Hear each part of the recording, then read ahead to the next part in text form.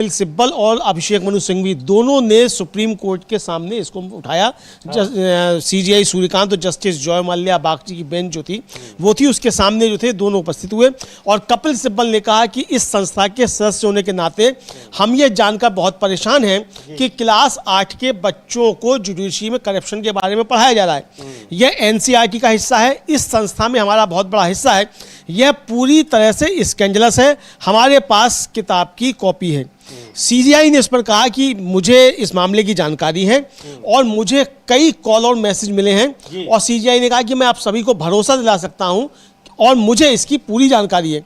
जब सिब्बल ने कहा कि उन्हें उम्मीद है कि कोर्ट जो है, मतलब शीर्ष अदालत सुप्रीम कोर्ट जो है इस मामले पर खुद से नोटिस लेगा, तो सीजीआई ने कहा कि एक दिन का आप इंतजार कीजिए। यह निश्चित रूप से पूरे इंस्टीट्यूशन से जुड़ा हुआ है। बार और बेंच परेशान है, सिस्टम का हर स्टेक होल्डर सच में परेशान है। मुझे बहुत सारे कॉल और मैसेज आ रहे हैं, हाई कोर्ट के जज भी परेशान हैं। मैंने पहले ही एक ऑर्डर पास कर दिया है और इस मामले पर खुद से नोटिस दे रहा हूं। मैं नहीं चाहता कि दुनिया में कोई भी इंस्टीट्यूशन की ईमानदारी पर दाग लगाए। फिर से सुन लीजिए, मैं नहीं चाहता कि दुनिया में कोई भी इस इंस्टीट्यूशन की ईमानदारी पर दाग लगाए और उसे बदनाम करे, चाहे कोई भी बड़ा पद हो, चाहे कोई भी बड़ा पद हो। कानून अपना काम करेगा, मुझे पता है इससे कैसे निपटना है।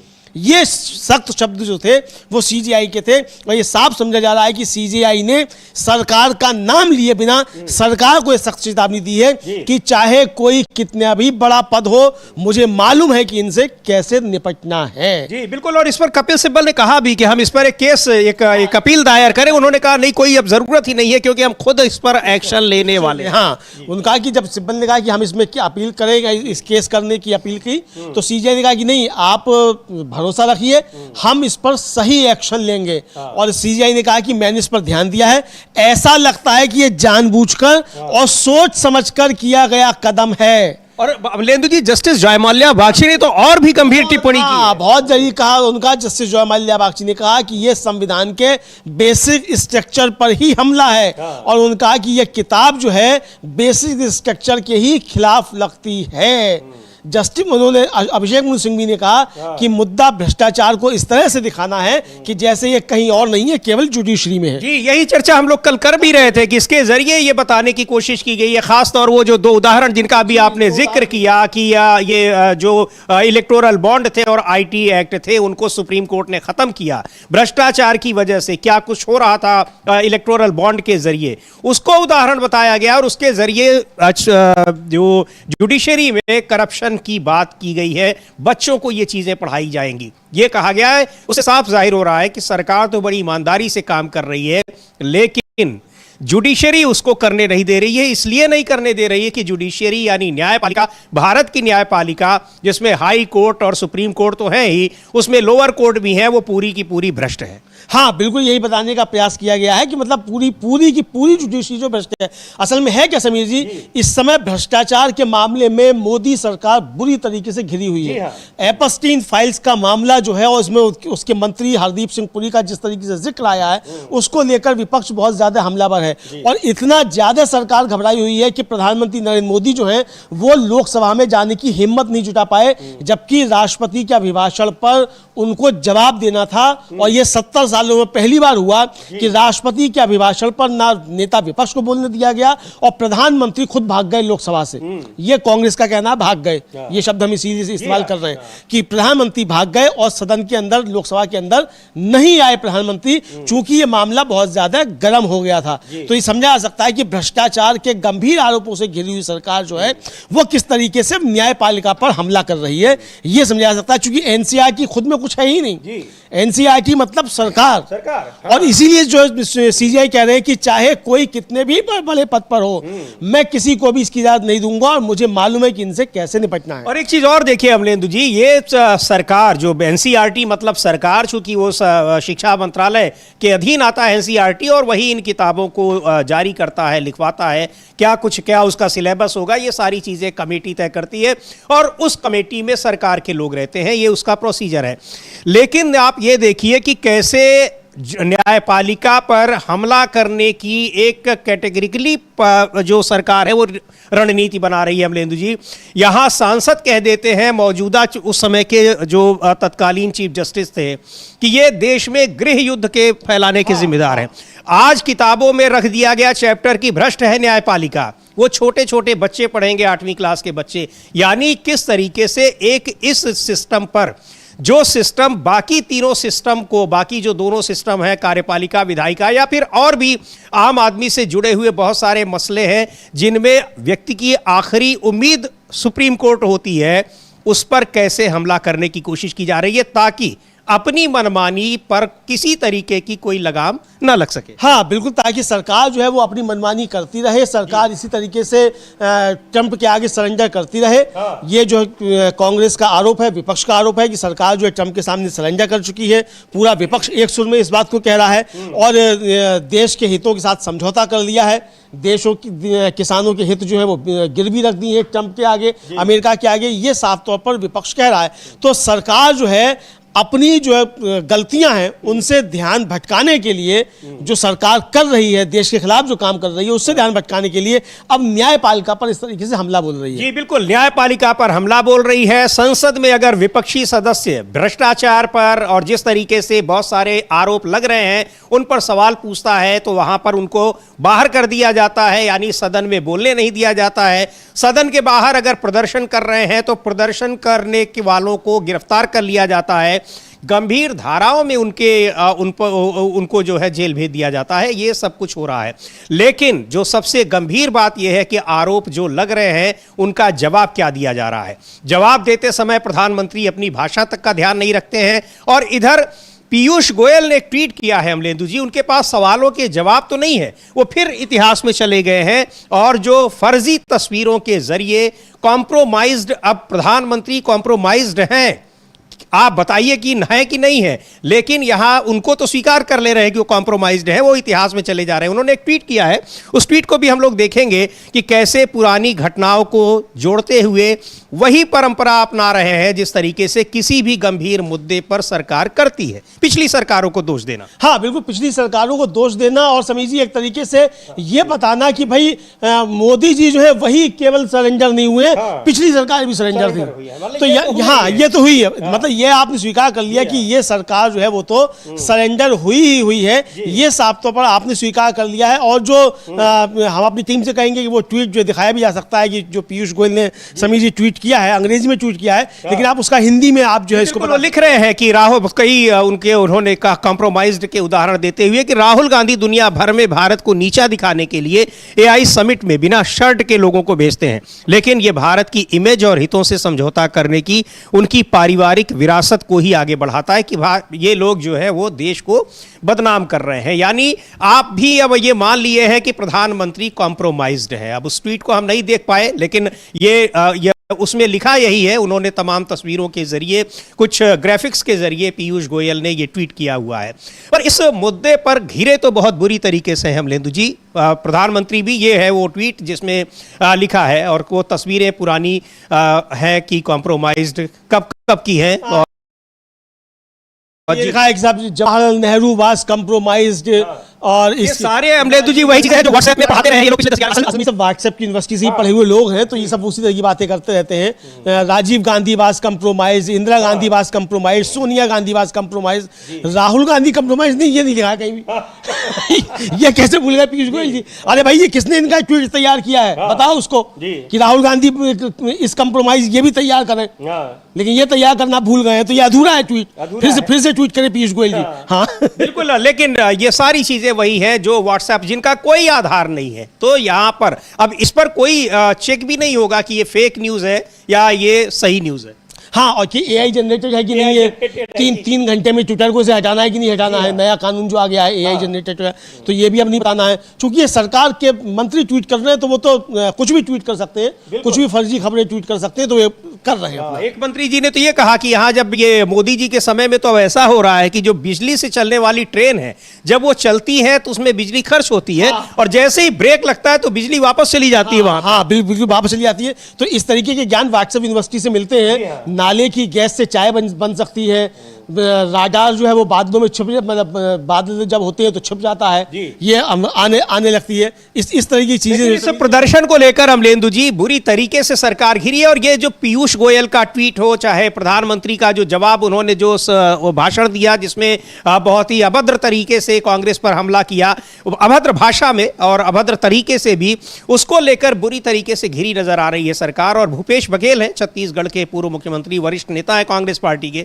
वो कह रहे हैं कि 10-12 युवाओं से मोदी किस तरीके से डर रहे हैं, महिलाओं से डर जा रहे हैं, युवाओं से डर जा रहे हैं, और उनके खिलाफ कैसे गंभीर धाराओं में उन पर मुकदमा कायम किया गया है, जेल भेज दिया गया है। यूथ कांग्रेस के अध्यक्ष, कल हम लोगों ने बताया था कि वहां पहले उनको कई घंटे हिरासत में रखा गया और उसके बाद कल उन्हें जेल भेज दिया गया है। वो साजिश, उन्होंने कहा जा रहा है कि ये बहुत बड़ी ये साजिश थी, बहुत बड़ा ये षड्यंत्र था। हाँ, बहुत बड़ा षड्यंत्र बताया जा रहा है कि बहुत बड़ा षड्यंत्र था कि वो टॉपलेस होकर पहुंचे और टी शर्ट जो थे वो लेकर पहुंचे।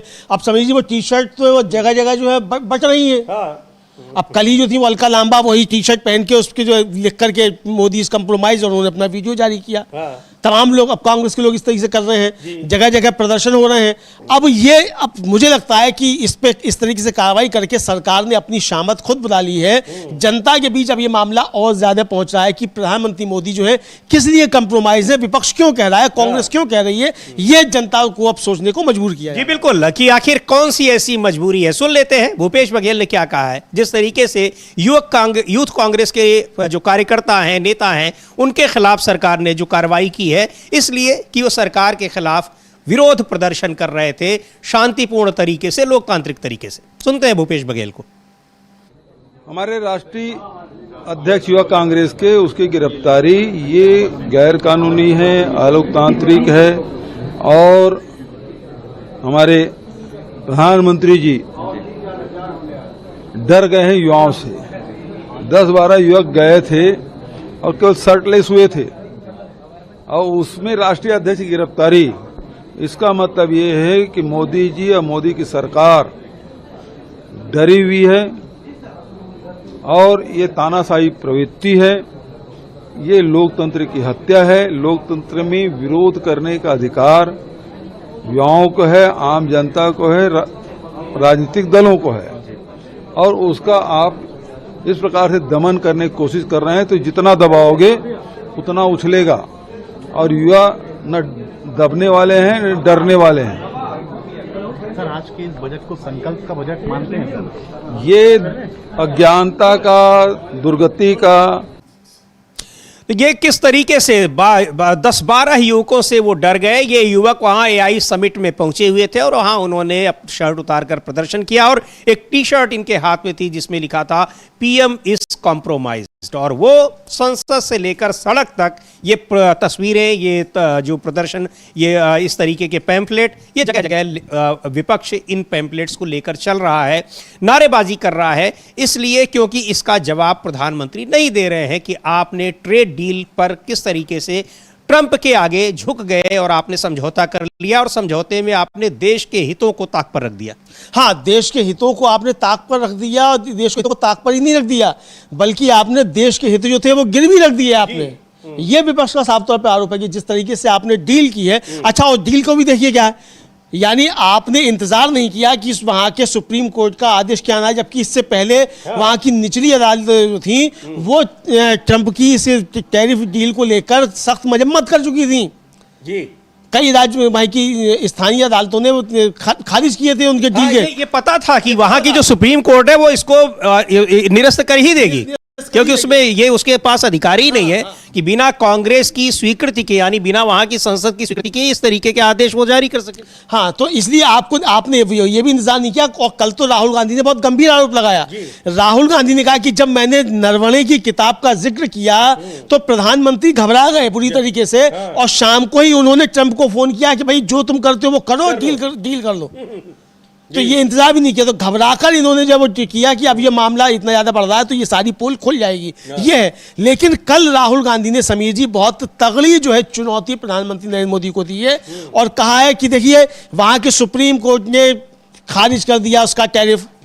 अगर तमाम दुनिया के जिन्होंने डील की थी सबने कहा कि हम ये डील अब खारिज करते हैं, चूंकि आपके सुप्रीम कोर्ट ने कह दिया हम ये डील खारिज करते हैं, लेकिन ट्रंप ने धमकी दी है और आपकी हिम्मत नहीं है कि आप इस डील को खारिज कर सके, और अगर हिम्मत है तो ये डील खारिज करके दिखाओ। जी। मुझे लगता है कि मोदी जी को चैलेंज स्वीकार करना चाहिए। स्वीकार करना चाहिए। सुन लेते हैं एक बार, कल भोपाल में वहां पर किसान चौपाल जो हो रही थी, इस डील के खिलाफ बड़ी संख्या में कांग्रेस के कार्यकर्ता और कांग्रेस के किसान वहां मौजूद रहे। वहां उस जगह भाषण देते हुए राहुल गांधी ने यह चुनौती दी है प्रधानमंत्री नरेंद्र मोदी को। सुनते हैं क्या कहा उन्होंने। अमेरिका के सुप्रीम कोर्ट ने कहा कि ट्रंप ने जो टैरिफ लगाए हैं दुनिया में, उनको हम रद्द करेंगे, और उन्होंने रद्द कर दिया। बाकी देशों ने बात सुनते ही कहा कि देखिए सुप्रीम कोर्ट ने रद्द कर दिया तो हम भी डील रद्द कर रहे हैं, मगर नरेंद्र मोदी के मुंह से एक शब्द नहीं निकला। मैं चैलेंज करता हूं नरेंद्र मोदी जी को, इस स्टेज से चैलेंज करता हूं। अमेरिका के सुप्रीम कोर्ट ने ट्रंप को कहा है कि आपके जो टैरिफ हैं उनको हम रद्द कर रहे हैं। मैं चैलेंज करता हूं नरेंद्र मोदी को कि आप हिंदुस्तान और यूएस की डील को रद्द करके दिखा दीजिए। दम है तो करके दिखा दीजिए। ये नहीं कर सकते हैं। बीजेपी के कार्यकर्ताओं, मैं आपको बता रहा हूं, ये नहीं कर सकते हैं, क्योंकि इन पर अमेरिका का, ट्रंप का दबाव है। ये नहीं कर सकते हैं क्योंकि एप्स्टीन की धमकी है, और अदानी का जो क्रिमिनल केस है वो इनके सिर के ऊपर लटका हुआ है। हिंदुस्तान को धोखा दिया है। तो ये किस नहीं कर सकते हैं। अब तो बिल्कुल खुलकर राहुल गांधी बार बार ये बता रहे हैं कि सबसे मुख्य बात है एप्स्टीन फाइल्स और अडानी का बिजनेस। अडानी जिस तरीके से बहुत सारे केसेस में वहां फंसे हुए हैं, और अडानी का मतलब प्रधानमंत्री मोदी। ये बार बार राहुल गांधी इस बात को दोहराते हैं, संसद तक में उन्होंने कहा है। हाँ बिल्कुल, संसद में भी कहा है और बार बार जो है इसको दोहराते हैं राहुल गांधी। और आज मतलब कल तो जो है और खुलकर उन्होंने राहुल गांधी कहा है कि अडानी के जो ऊपर जो केस चल रहा है वो, और एप्स्टीन फाइल में जो प्रधानमंत्री के इनके मंत्रियों का नाम आया है, इसकी वजह से साफ तौर पर प्रधानमंत्री नरेंद्र मोदी कंप्रोमाइज हैं, और इसलिए उन्होंने देश के हित बेच दिए हैं और किसानों के साथ धोखा किया। आप तो साफ तौर पर ये धोखा शब्द का इस्तेमाल कर रहे हैं। हाँ। देश के साथ धोखा किया है, यानी नरेंद्र मोदी ने देश के साथ विश्वासघात किया है। यह साफ तौर पर राहुल गांधी का, और यही बात मल्लिकार्जुन खड़गे भी कह रहे हैं कि आपके दोस्त हैं, आप उनसे हमेशा बातचीत किया करते थे, क्या यही सब बात कर रहे थे? आप देश को बेचने की बात कर रहे थे। मल्लिकार्जुन खड़गे को भी सुनते हैं। जबरदस्त हमला बोला है, सरकार खामोश है, चूंकि जवाब कोई नहीं है, लेकिन जवाब देने के बजाय वो ऊट पटांग ट्वीट कर रहे हैं एक मंत्री, और प्रधानमंत्री की भाषा बता रही है कि किस तरीके से इस पूरे प्रकरण में वो गंभीर रूप से फंसे हुए हैं। सुनते हैं मल्लिकार्जुन खड़गे क्या कह रहे हैं। मोदी जी एक जमाने से, और पहले भी शुरू में, पहले तो 8-10 साल पहले ये कहते थे, अमेरिका राष्ट्रपति ट्रंप को अपना दोस्त मानते थे। अरे हम तो चाय पे बात करते हैं, रोज उठते ही एक दूसरे को नमस्ते करते हैं। ये ढोल पीटने वाला कौन? मोदी जी। आपको मालूम है, और बीजेपी के लोगों को जानना चाहिए, अरे जो मोदी जी रोज उठ के चाय पे बात करते थे, तो क्या बात करते थे? क्या हमारे भारत को बेचने का काम करते थे? क्या हमारे किसानों को बेचने का काम करते थे? क्या हमको गुलामी डालने का बात करते थे? इतना डरपोक प्राइम मिनिस्टर मैं अपने जिंदगी में कभी नहीं देखा।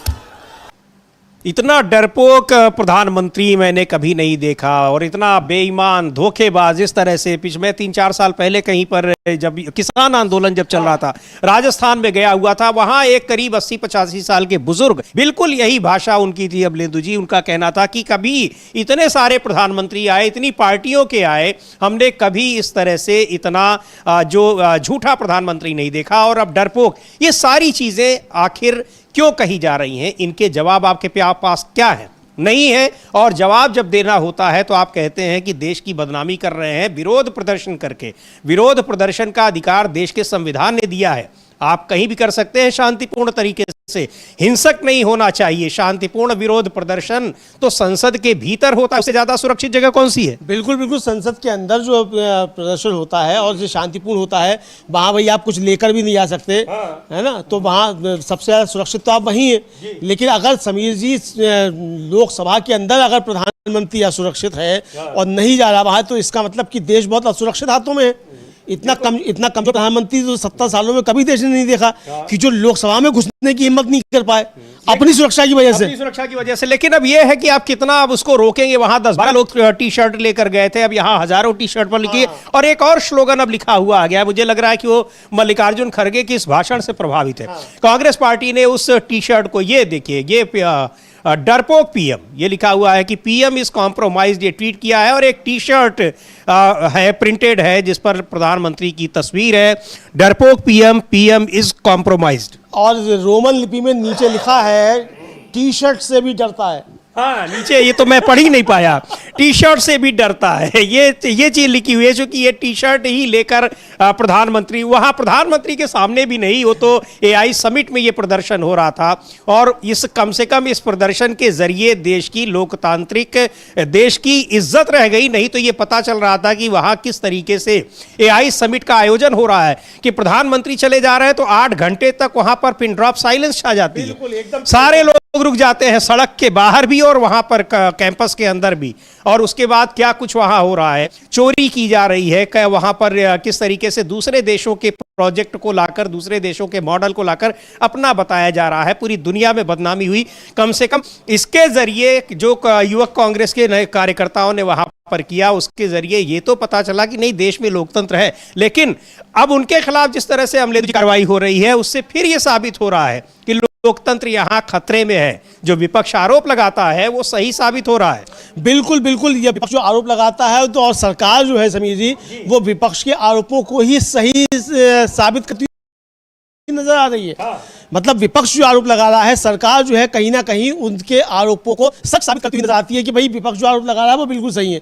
विपक्ष ने कहा मोदी डरे हुए हैं, तो डरे हुए उन्होंने साबित कर दिया, लोकसभा के अंदर नहीं पहुंचे, मोदी डरे हुए हैं। राहुल गांधी ने पहले कहा था कि ये नहीं आ सकते। अच्छा, संसद का सत्र शुरू हुआ था, संसद के सत्र शुरू होने से पहले सुबह जयराम रमेश ने ट्वीट किया कि प्रधानमंत्री आएंगे, संसद के बाहर खड़े होकर भाषण देंगे, संसद के अंदर से गायब हो जाएंगे। कल मल्लिकार्जुन खड़गे ने भी ये बात कही कि भाई मन की बात करते हो, उस पर रेडियो पे जाकर, संसद के अंदर आकर मन की बात क्यों नहीं करते? वहां डर लगता है आपको। तो जो कहा खड़गे ने कि मैंने इतना डरपोक प्रधानमंत्री नहीं देखा, समीर जी ये कांग्रेस कह रही है कि 70 सालों में इतना डरपोक प्रधानमंत्री कभी देखा ही नहीं गया। मतलब ये ऐसा नहीं कि वो देश के लोगों से डर रहे हो, बाहर किस तरीके से दूसरे देश के राष्ट्रपति आपको डरा रहे हो, धमका रहे हो, और वो खुलेआम बार बार आपको कह रहे हैं कि हम उसको धमका रहे हैं और आप उसको खामोशी से सुन रहे हैं। यहां आप लोगों के खिलाफ केस कर रहे हैं। एक शब्द आपने डोनाल्ड ट्रंप को तो आपने रिएक्ट किया नहीं कि कम से कम उनको भी एक जवाब दे दिए होते। डोनाल्ड ट्रंप को एक जवाब दिया जाना चाहिए था। दूतावास के जरिए ही एक संदेश दिलवा देते आप ये क्या कह रहे? तो छोड़िए, दूतावास तो खैर वहां बैठ के होता है, यहाँ विदेश मंत्रालय के प्रवक्ता से ही जवाब दिलवा देते। विदेश मंत्रालय के प्रवक्ता ने कहा हमें नहीं मालूम कोई बात हुई है कि नहीं हुई है, हमें नहीं मालूम ट्रंप का ऐसा कोई वीडियो है कि नहीं है, होगा तो उस पर कार्रवाई करेंगे। अरे भाई आपको मालूम नहीं है, मतलब कैसा विदेश मंत्रालय है जिसे मालूम नहीं ट्रंप क्या बोल रहा है? आप नहीं रखते नजर कि ट्रंप क्या बोल रहा है और दुनिया में क्या चल रहा है? तो ऐसा तो हमारा विदेश मंत्रालय बना दिया है मोदी जी ने, क्योंकि विदेश मंत्री तो विदेश मंत्रालय चला ही नहीं रहा है, वो तो जाकर सिर्फ सेमिनार्स में भाषण दे रहा है जाकर। ये भी बहुत गंभीर बात आपने कही है। और ये कहा जा रहा है, ये भी आरोप लगे हैं, कुछ रिपोर्ट्स आई हैं कि जो ये डील हुई है, इस डील की जानकारी कैबिनेट तक को नहीं थी। अमलेंदु जी, कैबिनेट को नहीं थी, कृषि मंत्री को नहीं थी, वाणिज्य मंत्री को नहीं थी, रक्षा मंत्री को नहीं थी, विदेश मंत्री को नहीं थी, गृह मंत्री को भी नहीं थी, ये जानकारी किसी को नहीं थी। तो ये साफ तौर पे अगर जानकारी थी तो भाई आकर कोई बता दे कि क्या डील हुई है, दस्तखत किसने किए उस डील पर? पीयूष गोयल ने दस्तखत किए हैं क्या? शिवराज सिंह चौहान ने दस्तखत किए हैं क्या? एस जयशंकर ने दस्तखत किए हैं क्या? दस्तखत किए तो किसने किए हैं? राजनाथ सिंह ने दस्तखत किए, दस्तखत किसने किए? और आप ये देखिए, जब डील हो रही थी तो वहां जब विदेश मंत्री से पूछा गया तो कहे कि वो तो पीयूष गोयल बताएंगे। पूछा गया तो वो कहा गया कि वो जयशंकर बताएंगे। अब क्या हो रहा है इस सरकार में कुछ पता ही नहीं है, बिना कैबिनेट से पूछे कोई फैसला हो जा रहा है, डील फाइनल हो रही है, संसद का सत्र चल रहा है, लेकिन संसद को बताने की जरूरत नहीं समझी जा रही है, और जब मांग की जा रही है तो संसद को ही स्थगित कर दिया जा रहा है। गजब का ये खेल हो रहा है। लेकिन इसको लेकर अब जिस तरीके से विपक्ष सड़कों पर उतर आया है तो ये खेलना अब इतना आसान नहीं रह गया है। बहरहाल इस बीच प्रधानमंत्री नरेंद्र मोदी आज से इस्राइल की यात्रा पर निकल गए हैं, और इस्राइल की यात्रा पर वो गए हैं, लेकिन इस्राइल में भी हंगामा मचा हुआ है उनकी इस यात्रा को लेकर कि जब वो संसद को वहां संबोधित करेंगे, वहां भी दो फाड़ हुई है, वहां की जो राजनीतिक स्थिति है वो दिखाई पड़ रही है। लेकिन इसको लेकर एक बहुत सारी जो खबरें आ रही हैं, कांग्रेस की नेता है उन्होंने इस पर एक कुछ कहा है, उनको सुनते हैं क्या कह रही हैं इस्राइल की यात्रा को लेकर। और एक चीज ये भी थी कि पहले नेतन्याहू को यहां आना था, लेकिन बाद में इस कार्यक्रम को बदलकर प्रधानमंत्री का कार्यक्रम वहां बन गया है। नहीं, प्रधानमंत्री का कार्यक्रम बन गया है समीर जी, प्रधानमंत्री का कार्यक्रम बन गया, चलिए वो ठीक है, नेतन्याहू नहीं जा रहे, प्रधानमंत्री जा रहे हैं, चलिए कोई भी दिक्कत नहीं है। लेकिन प्रधानमंत्री इजराइल जा रहे हैं, हाँ। ये जानकारी नेतन्याहू दे रहे हैं, हाँ, जी हाँ। हमारा पीएमओ नहीं दे रहा, हमारा विदेश मंत्रालय नहीं दे रहा, हमारी सरकार नहीं दे रही है, ये जानकारी भी नेतन्याहू दे रहे हैं कि प्रधानमंत्री नरेंद्र मोदी इजराइल जा रहे हैं। तो अब ऐसे लग रहा है जैसे बस ट्रंप और नेतन्याहू यही दो लोग सरकार चला रहे हैं, क्योंकि यहाँ रूस से तेल खरीदना है कि नहीं खरीदना है ये ट्रंप बताते हैं, वेनेजुएला से कितना खरीदना है, अमेरिका से कितना खरीदना है ये ट्रंप बताते हैं, ट्रेड डील में क्या क्या क्लॉजेस जोड़े जाने हैं वो ट्रंप बताते हैं, और क्यों ऐसा हो रहा है ये सरकार नहीं बताती है। शमा मोहम्मद हैं, कांग्रेस की नेता हैं, प्रधानमंत्री की इस्राइल यात्रा को लेकर क्या कह रही हैं, सुनते हैं उनको। See, a genocide has happened in Israel. Even now, there are children dying there. They're not allowing medical aid to get into Gaza Strip. So even when there is a ceasefire, there are certain things which we have to understand has to be asked by the Prime Minister of India to Netanyahu, and also at this time going to Israel and addressing the Knesset when the Israelis are against the Prime Minister Netanyahu. They are protesting against him. They want him out. I don't think is the right time for the Prime Minister of India to visit a place where a genocide has happened, where the people of Israel are protesting against the Prime Minister. So it's a wrong time, and we should have avoided this visit. तो शमा मोहम्मद है, कांग्रेस की नेता हैं, कह रही हैं कि ये टाइम नहीं है कि इस समय प्रधानमंत्री इस्राइल जाएं, क्योंकि इस्राइल पर किस तरीके से वहाँ एक युद्ध अपराधी के आरोप लगे हुए हैं, कैसे वहाँ हज़ारों लोगों की जान लेने के आरोप लगे हुए हैं, वहाँ जो कुछ चल रहा है, फ़लस्तीन में जो कुछ चल रहा है। लेकिन प्रधानमंत्री वहाँ पर जा रहे हैं और वहाँ की संसद को भी संबोधित करेंगे। हाँ, वहाँ की संसद को भी संबोधित करेंगे। और समीर जी, सवाल ये उठ रहा है कि आखिर प्रधानमंत्री वहाँ क्या लेने गए हैं? पेगासस लेने गए, इसके अलावा क्या है? मतलब इजराइल आपको क्या देगा? सवाल यह है कि इजराइल जाके आप क्या लेंगे? तेल खरीदेंगे इजराइल से? क्या करेंगे? मतलब क्या लेने गए हैं आप इजराइल? इजराइल पे क्या है जो आपको दे देगा? निवेश लेने गए होंगे। इधर योगी जी गए हैं, उत्तर प्रदेश वाले भी आजकल खूब निवेश लेने जा रहे हैं। उत्तर प्रदेश वाले तो गजब काम कर रहे हैं। वो तो बता रहे हैं कि 2017 से पहले मोदी जी काम ही नहीं कर रहे थे। मतलब 2017 से पहले यूपी में कुछ काम ही नहीं हुआ था, ये बताया। तो मोदी जी 2014 में आ गए थे, तो क्या 2014 से लेकर 2017 तक मोदी जी यूपी में काम नहीं कर रहे थे कुछ? यही समझा जाए समीर जी कि मोदी जी को ही सीधे लक्ष्य किया जाए, यूपी वाले कर रहे हैं। भाई अब यूपी वाले और दिल्ली वाले जाने क्या कर रहे हैं क्या नहीं कर रहे हैं। लेकिन प्रधानमंत्री की इजराइल यात्रा को लेकर बहुत सवाल उठ रहे हैं। सबसे बड़ा सवाल ये उठ रहा है कि आपने जो एक तरीके से कहा जाए आप शिफ्ट कर रहे हैं, आप इजराइल की तरफ जो झुक रहे हैं, ये भारत की पॉलिसी नहीं है। सबसे पहली बात, फिलिस्तीन के मसले पर भी भारत ने इजराइल के खिलाफ यूएन में वोट किया समीर जी, ठीक है? आप ही की सरकार में रहते हुए वोट किया।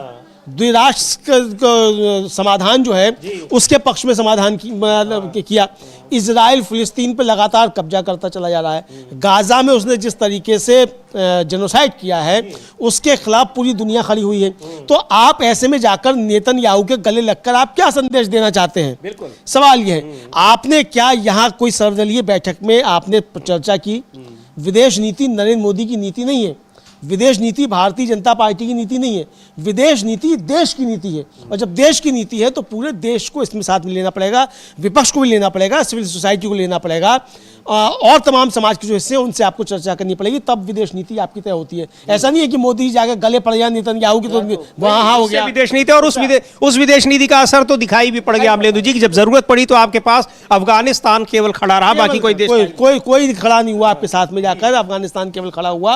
और वो अफगानिस्तान खड़ा हुआ जिस तालिबान का अफगानिस्तान, जिस तालिबान को आप आतंकवादी कहते रहते थे, आप उसी के साथ जाकर खड़े हुए। लेकिन इसको लेकर इमरान मसूद है कांग्रेस के सांसद, उन्होंने भी टिप्पणी की है और प्रधानमंत्री की इस यात्रा की आलोचना की है। क्या कहा है इमरान मसूद ने, सुनते हैं उनको। जा रहे हैं कैसे आप देखते हैं इस दौरे पर, आपको क्या लगता है देश के लिए क्या क्या इजराइल तो हमारा कभी था ना है ना होगा,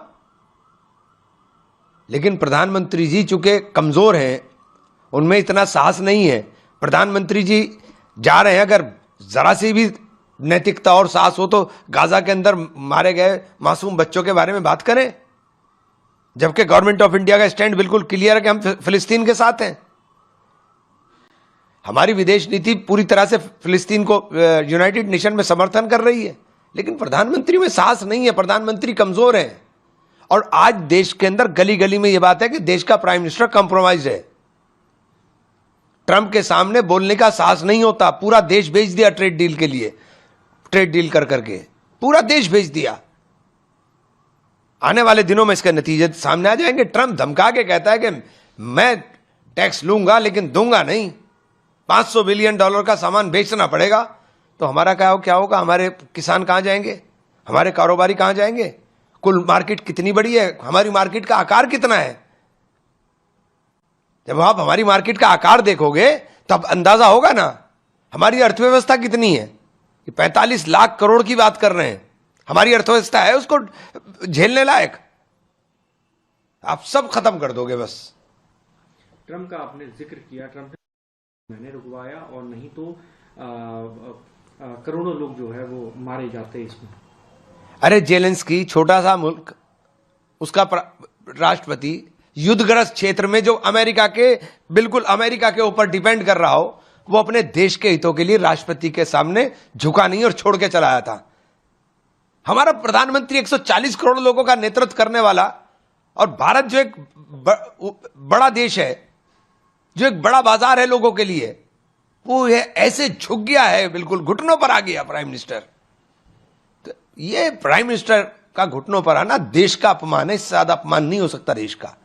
ये कह रहे हैं कि हमने अपमान कर दिया देश का, हमारे राष्ट्रीय अध्यक्ष को बंद कर दिया आपने उठा के। वाह, आप किधर देश को लेके जाना चाहते हो? जब कॉमनवेल्थ हो रहे थे तब आप नंगा प्रदर्शन कर रहे थे, तब कहां था? तब क्या देश की इज्जत नहीं लुट रही थी?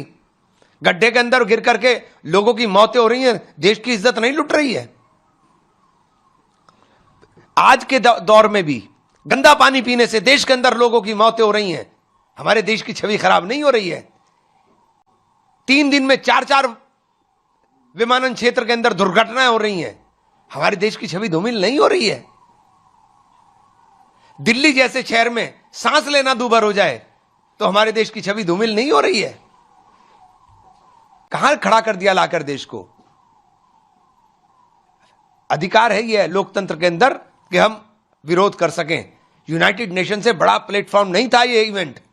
यूनाइटेड नेशन में भी मणिपुर की लड़की ने जाकर के किया था प्रोटेस्ट, मणिपुर की लड़की ने जाकर यूनाइटेड नेशन में किया था। आप कौन सी बातें, कौन सा नैरेटिव देश को बता रहे हैं? डर इतना है एप्स्टीन फाइल का कि उस नैरेटिव को बदलने के लिए सब काम किया जा रहा है।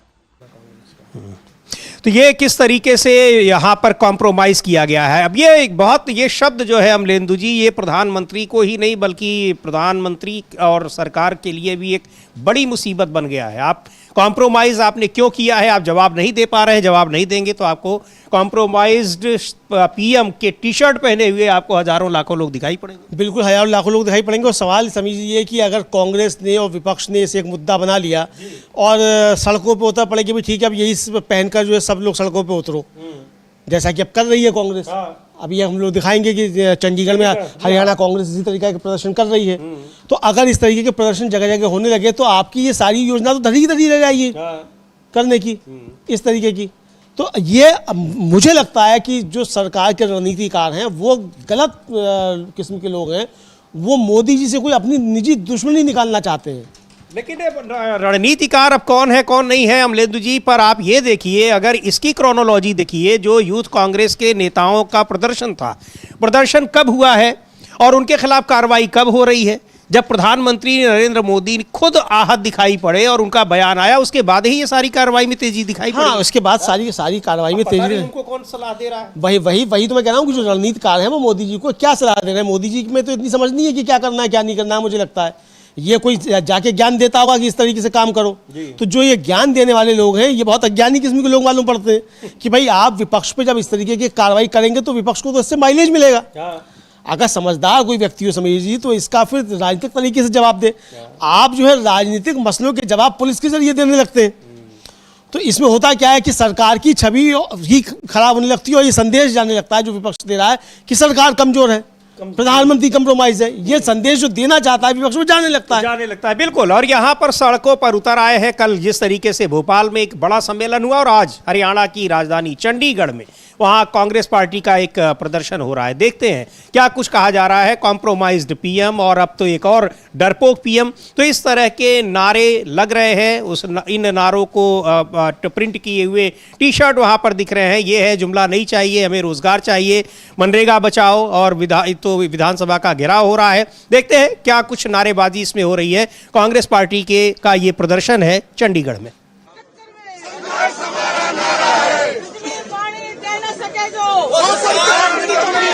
जो सरकार निकम्मी है, वो सरकार निकम्मी है। बिजली पानी दे न सके जो, वो सरकार निकम्मी है।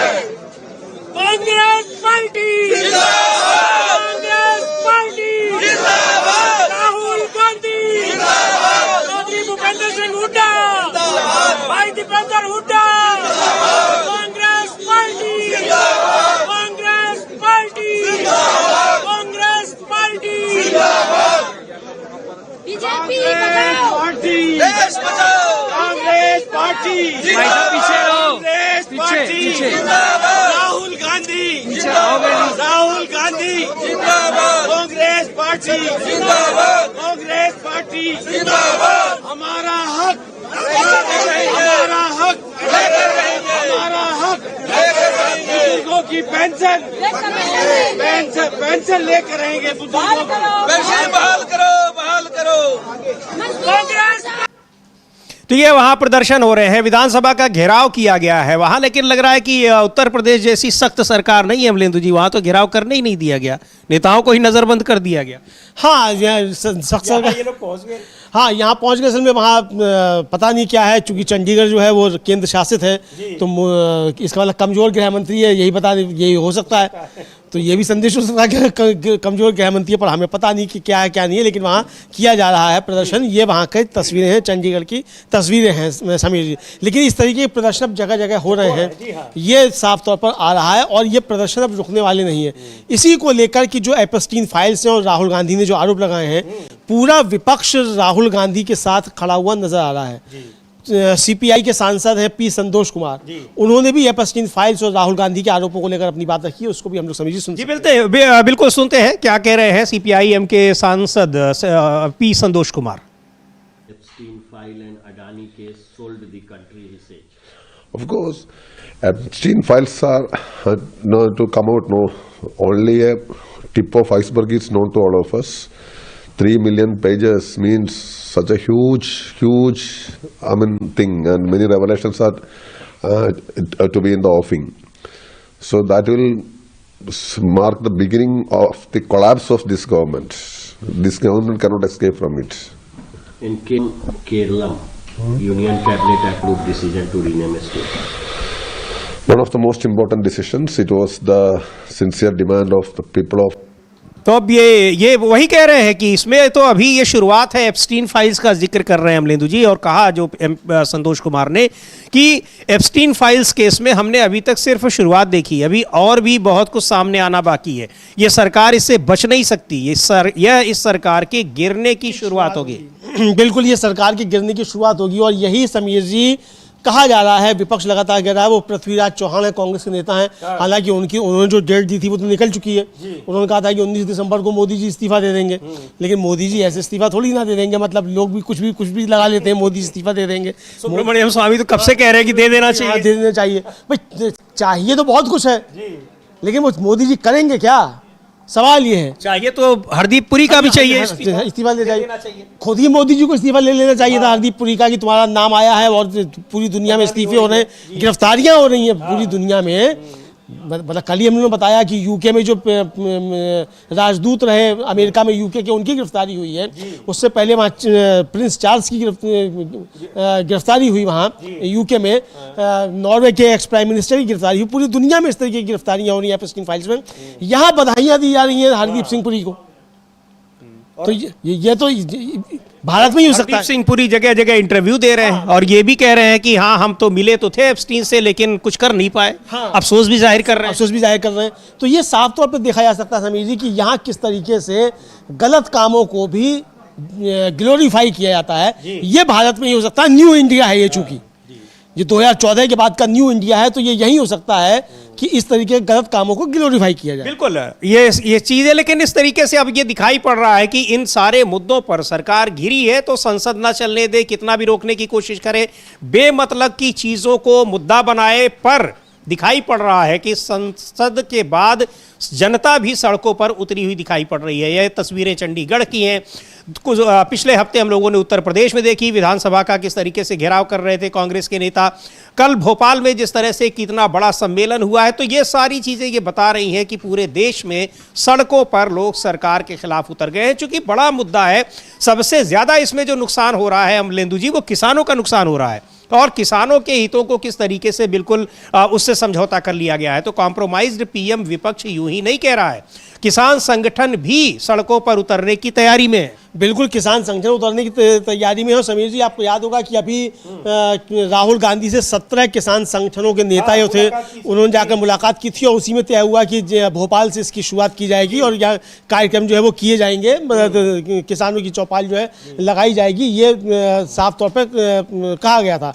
तो अब ये समीर जी देखा जा सकता है कि किस तरीके से अब ये किसानों का आंदोलन भी जो है वो बड़ा स्तर पे होने जा रहा है, ये साफ तौर पर समझा जा सकता है। ये बिल्कुल ये इसमें किसान भी सड़कों पर उतर रहे हैं और ये कांग्रेस पार्टी के नेता जगह जगह इसको लेकर प्रदर्शन कर रहे हैं। जो ट्रेड डील हुई है, प्रधानमंत्री ने क्यों समझौता किया है, वो इसका जवाब दे। क्यों उन्होंने किसानों के हितों को पूरी तरीके से इग्नोर कर दिया है, भारत के हितों को इग्नोर कर दिया है और अमेरिका को फायदा हो इसलिए उन्होंने ये सारी ये इस डील को किया है। और इसकी जो टाइमिंग है उस पर भी बड़े सवाल उठ रहे हैं कि 6 महीने तक तो कोई डील पर कोई यह बात आगे बढ़ी नहीं, अचानक एप्स्टीन फाइल्स का मामला सामने आते ही डील तुरंत साइन हो जाती है। और अमलेंदु जी, जो मुझे लग रहा है आप कुछ जयराम रमेश ने कुछ लिखा है, शायद पीयूष गोयल ने जो ट्वीट था उस पर कुछ कहा। उस पर क्या ट्वीट किया है, मतलब जयराम रमेश ने इस तरीके से कहा है कि जो प्रधानमंत्री अभी जा रहे हैं इजराइल को लेकर कहा है कि किस तरीके से इजराइल